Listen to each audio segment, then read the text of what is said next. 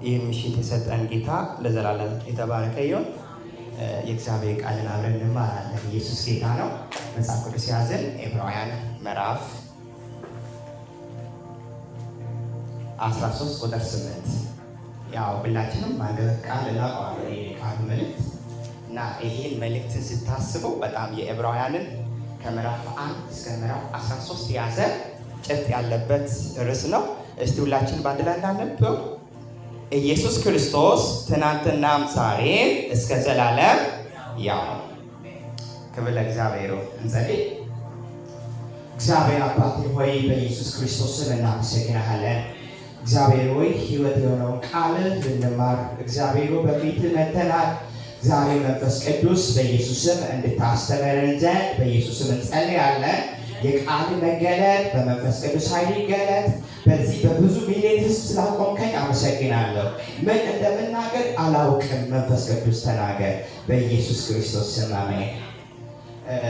ዛሬ የምንማረው ዕብራውያን መግቢያ እንማራለን እና ሌላ ጊዜ ክረምት ላይ ሙሉን ሀሳቡን ተካታትነት ስለ ዕብራውያን መልእክት እንማራለን ማለት ነው እና ብዙ ጊዜ ዕብራውያን መልእክትን ስታስቡ በጣም ከባድ የሆነ መልእክት ድሮ ይህ መልእክትን ሳላነብና ሳላጠና ከሰዎች ሲሰማው በቃ አደገኛ መጽሐፍ እንደሆነ ነው የሚሰማው እና ከሰዎቹ ንግግር የተነሳ ራሱ ዕብራውያን መልእክትን ለማንበብ በጣም ነው የሚፈራው እና ቀስ ቀስ በሂደት እያለ ነው ጌታ መንፈስ ቅዱስ የገለጠልኝ ማለት ነው እና ያው ዕብራውያን መልእክትን ስትመለከቱ አምስቱን የሙሴን ሕግን የያዘ መጽሐፍ ነው።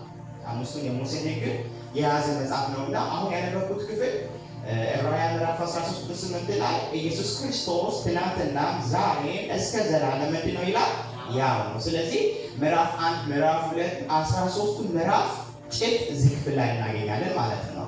ስለዚህ ቅድም እንዳልኩት ሙሉን ሀሳቡን ሌላ ጊዜ ተከታታይ ትምህርት እንጀምራለን። ስለዚህ ዛሬ ደግሞ መግቢያውን እንመልከት። ክብር ለእግዚአብሔር ይሁን።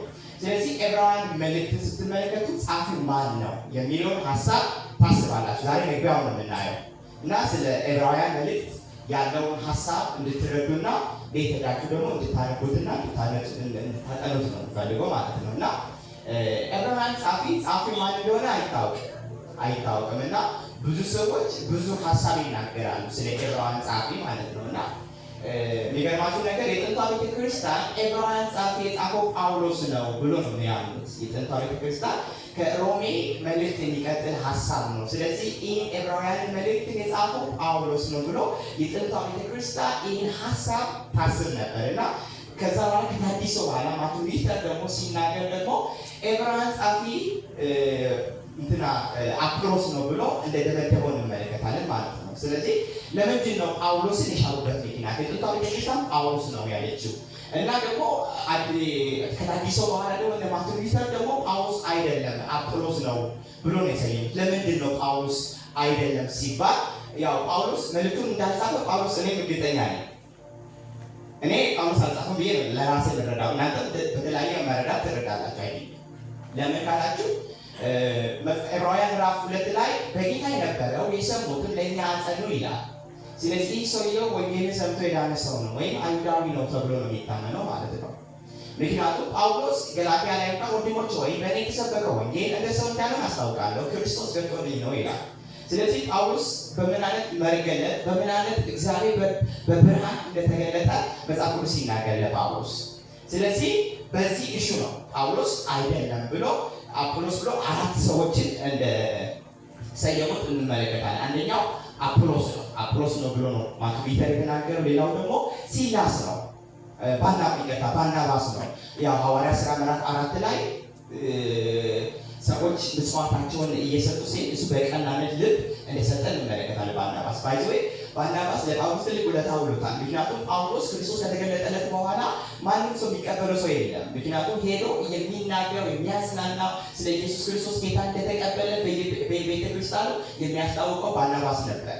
ለዚህ ነው ትርጉም ምንድን ነው? የመጽናናት ሰው ነው ይለዋል ማለት ነው። ሌላው ደግሞ አቄላ ነው፣ ባልና ሚስቶች ናቸው የጻፉት ብለዋል።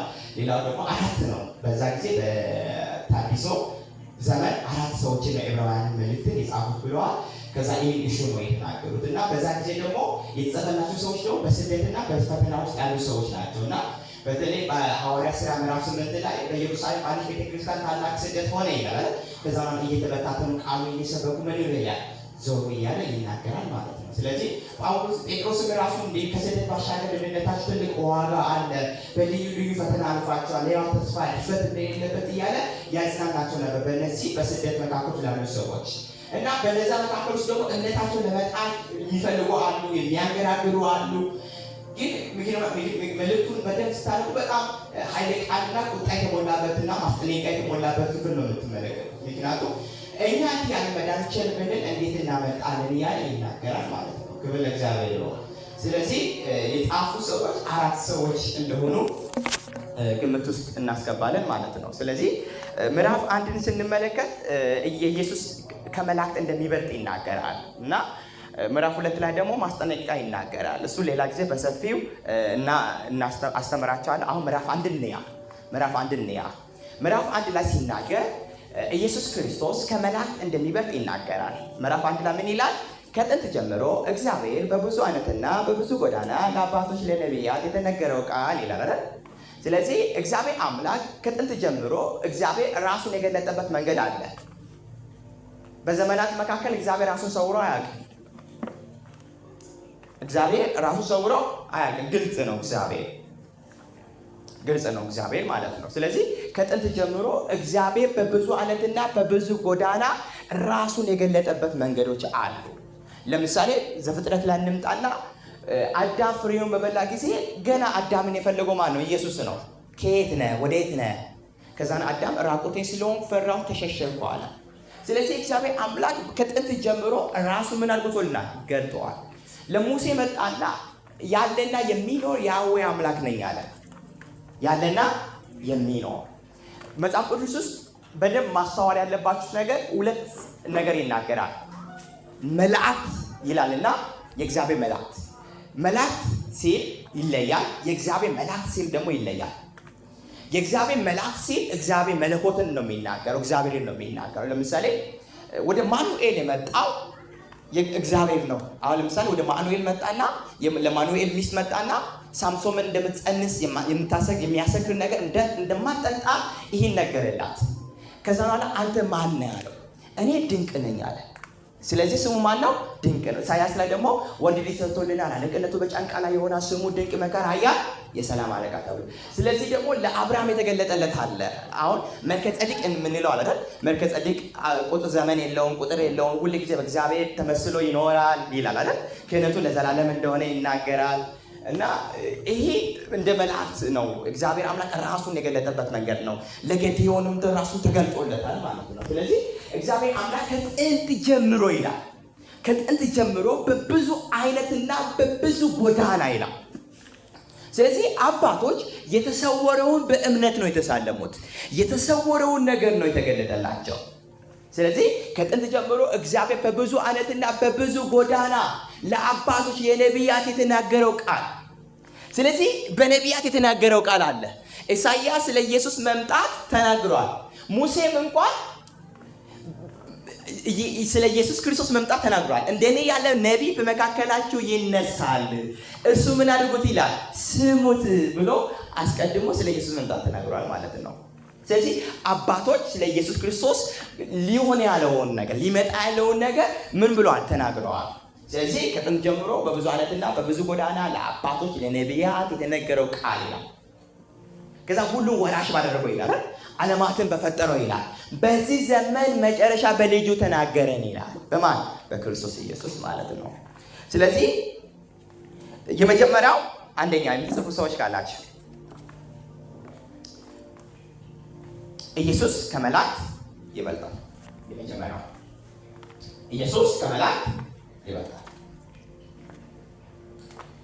ምክንያቱም ኢየሱስ ክርስቶስ ወደዚህ ምድር ሲመጣ ጳውሎስ ኃጢአተኞችን እንደሚያድን ክርስቶስ በስጋ እንደተገለጠ ለኃጢአተኞች እንደመጣ መጽሐፍ ቅዱስ ይናገራል። ስለዚህ ዳዊት እንደዚህ ይለዋል፣ ትጎበኘው ዘንድ የሰው ልጅ ምንድን ነው? ታስቦ ዘንድ ከመላእክት በጥቂቱ አሳነስከው ይላል። ኢየሱስ ክርስቶስ ወደዚህ ምድር ሲመጣ ከመላእክት አንሶ ነው የመጣ። ወንድሞችን መስሎ መጣ። ኢሳይያስ 53 ላይ እንኳን የባሪያ መልክ ይዞ መጣ ይላል አይደል? ሰው ፊቱን አይቶ የሚሰውልለት ነው፣ የተናቀ ነው ይላል። ውበት የለውም አለ፣ ደንግባት የለውም አለ። ስለዚህ ኢየሱስ ክርስቶስ ወደዚህ ሲመጣ፣ ወደዚህ ምድር ሲመጣ ከመላእክት አንሶ ነው የመጣው። የባሪያ መልክ ይዞ ነው የመጣው። ከዛ ነው እንዲህ ይላል፣ ትጎበኘው ዘንድ የሰው ልጅ ምንድነው ታስበው ዘንድ ከመላእክት በጥቂቱ አሳነስከው ይላል። ከዛ ከሞት ትንሣኤ በኋላ ግን የክብርና የምስጋና ዘውድ ጨመርክለት ይላል። እዚህ ጋር ተመልከቱ፣ ሁለት አይነት ነገር አለ። ኢየሱስ ክርስቶስ ሲመጣ የባሪያ መልክ ይዞ መጣ፣ ከሰው ዝቅ ብሎ መጣ። ከሞት ትንሣኤ በኋላ ደግሞ የክብርና የምስጋና ዘውድ ነው የጫነው ማለት ነው። ስለዚህ ኢየሱስ ክርስቶስ ከማን ይበልጣል? ከመላእክት። ስለ መላእክት ሲናገር ይላል መላእክቶች ሁሉን መዳን ይወርሱ ዘንድ የሚያገለግሉ አገልጋዮች ናቸው ይላል። ስለ መላእክት ሲናገር፣ ስለ ልጁ ሲናገር ደግሞ አምላክ ሆይ ዙፋንህ ለዘላለም ይኖራል። የመንግስት ብትር የቅንነት ብትር ነው። ጽድቅን ወደድ አመፅን ጠላ። ስለዚህ እግዚአብሔር ከጓደኞች ይልቅ በደስታ ሴት ምን አደረክ ይላል ቀባ ብሎ ይናገራል ማለት ነው። ስለዚህ ኢየሱስ ክርስቶስ ከሞት ትንሣኤ በኋላ ነው የክብርና የምስጋና ዘውድ የጫነበት ማለት ነው። ሁለተኛ በስሙ ይልቃል። ዋው! ለዚህ መጽሐፍ ቅዱስ ሲናገር የእግዚአብሔር ስም የጸና ግንብ። ለዚህ ነው ከስም ሁሉ በላይ ስም ተሰጠው ይላል። በሰማይ በምድር ምላስ ሁሉ ኢየሱስ ጌታ ነው ብሎ እንዲመሰክር ዘንድ ይላል። ስለዚህ የእግዚአብሔር የጌታ ስም የሚጠራ ሁሉ ምን ይላል? ይድናል። ስለዚህ ስሙ ውስጥ ኃይል አለው፣ ኢየሱስ የሚለው ስም ውስጥ ማለት ነው። ምክንያቱም ጴጥሮስና ዮሐንስም እንኳን ብርና ወርቅ የለንም አለ፣ ግን የምኑን ጉልበት ነው የተናገሩት? የስሙን ታላቅነት ነው። በናዝሬቱ በኢየሱስ ስም አለ። ምክንያቱም ስሙ ውስጥ ኃይል ስላለበት፣ በስሙ ውስጥ አብ ስላከበረው፣ በስሙ ስልጣን ስላለው። ስለዚህ ስሙ የላቀ ነው፣ ከፍ ያለ ነው። ለዚህ ነው ጻድቅ ሩጦ ከፍ ከፍ ይላል። የጌታን ስምን የሚጠራ ሁሉ ምን ይላል? ይድናል። ስለዚህ እዚህ ክፍል ሲናገር እንደዚህ ይላል፣ ከመላእክት ይልቅ እጅግ የሚበልጥ ስም በወረሰው መጠን እንዲሁ ከእርሱ አብዝቶ ይበልጣል። ከዛ እንዲህ ይላል፣ ከመላእክት አንተ ልጄ ነህ፣ እኔ ዛሬ ወልጄሃለሁ፣ ደግሞም እኔ አባቴ ሆነሃለሁ፣ እርሱም ልጄ ይሆናል ያለው ከቶ ለማን ነው ይላል። መላእክትም ራሱ ልጅነትን አላገኙም። ባይዘወይ መላእክት በእኛ ይቀናሉ መላእክቶች። ምክንያቱም መላእክት እኮ ልጅነት አላገኙም። ጂሰስ ነኝ። እኛ እኮ ልጅ ነን፣ ልጆች ነን። ስለዚህ ኢየሱስ ክርስቶስ ወደዚህ ምድር ሲመጣ የባሪያ መልክ ይዞ መጣ። ከሞት ትንሣኤ በኋላ ግን የክብርና ምስጋና ዘውድ ነው የጫነው።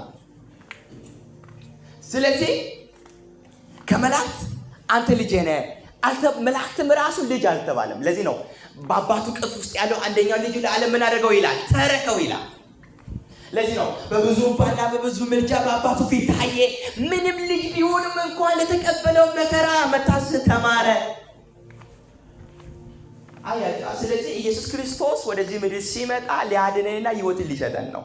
ሕይወትን ደግሞ ሰጥቶናል። ስለዚህ መላእክቶች ሁሉ ለስሙ ክብር ይንበረከካሉ፣ ይሰግዳሉ። ስለዚህ በስሙ ምን ይላል? ይልቃል። ሶስተኛ በክብሩ ይልቃል። ሃሌሉያ። አዎ ምዕራፍ 1 ላይ ዕብራውያን ጻፊ ኢየሱስን ያመኳኩሰዋል፣ ከፍ ያደርገዋል።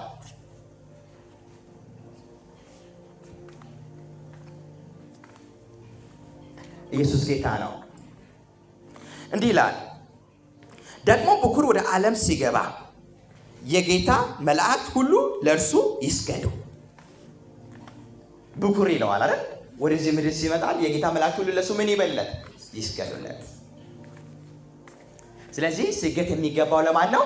ለእግዚአብሔር። ባይ ዘ ዌይ ዕብራውያን ጻፊ ይህን ነገር የተናገረላቸው ምክንያት አይሁዶች ለመላእክት ትልቅ የሆነ አክብሮት አላቸው። ምክንያቱም የሕግ ስርዓትን ለመቅደስ ስርዓትም ከመላእክት ስለተቀበሉ፣ ስለዚህ ትምክህት የሆነውን ነገር እያስጣለ ነው።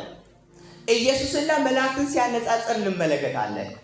ምዕራፍ 2 ላይ ደግሞ ይምጣና ስለዚህ ከሰማችሁ ነገር ምናልባት አብዝታችሁ ልትጠነቀቁ ዘንድ ይገባቸዋል። በመላእክት የተነገረው ቃል ጽድቅ ከሆነ እኛ ጽድቅን ብድራት ተቀበለ እንዲህ ያለ ታላቅ መዳን ቸልብልን እንዴት እናመልጣለን? ምክንያቱም ከሱ ከኢየሱስ ውጪ ሌላ መዳን የለም። ስለዚህ ትምክህት የሆነውን የመጀመሪያውን ሲያስጥል እንመለከታለን። 1 2 እያለ ሲያስጥል እንመለከታለን ማለት ነው። ከዛ በኋላ እንደዚህ ይላል፣ አምላኬ ወይ ዙፋንህ ለዘላለም ይኖራል።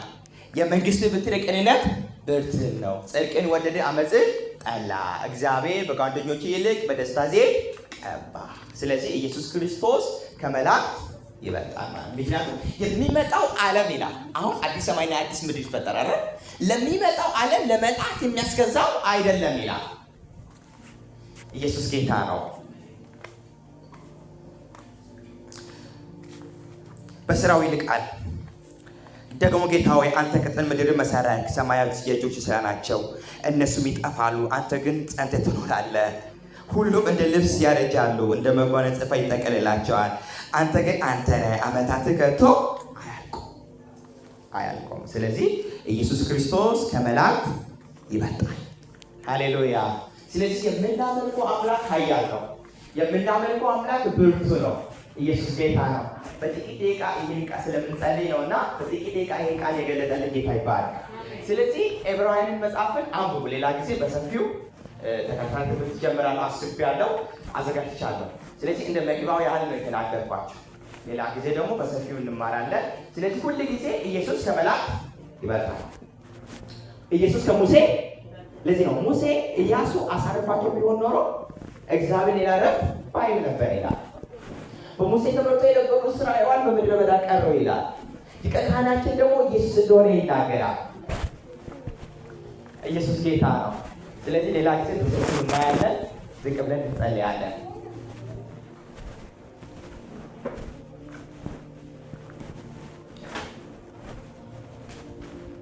እግዚአብሔር ሆይ እናመሰግናለን። ለዚህ በጣም ሲናገር እግዚአብሔር ታላቅ ነው ይላል፣ እጅግ የተመሰገነ ነው ይላል። ለታላቅነቱ ፍጻሜ የለውም። ትውልድ ሁሉ ስራን ሁሉ ምን ይላል? ይናገራል።